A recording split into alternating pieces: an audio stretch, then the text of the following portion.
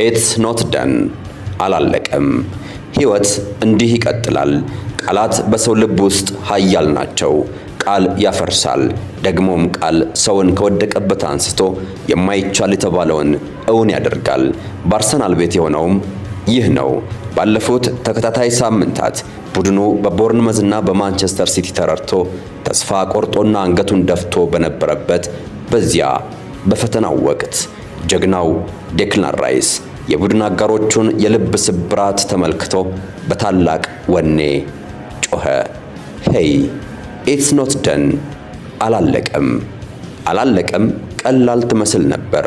ነገር ግን በውስጧ ጽናት፣ ትዕግስት፣ ራስን ማመንና መተማመን እስከ መጨረሻው የመታገል አይበገሪነትን የያዘች የውስጥ እሳት ነበረች የምትፋጅ።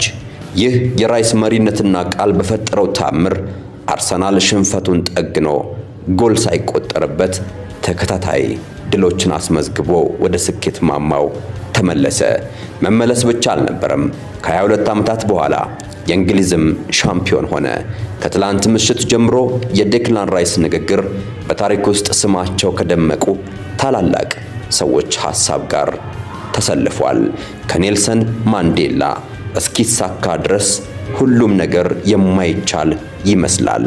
ከቤዝቦሎ ዮጊ ቤራ እስኪያልቅ ድረስ አያልቅም። ኢት ኤንት ኦቨር ቲል ኢትስ ኦቨር።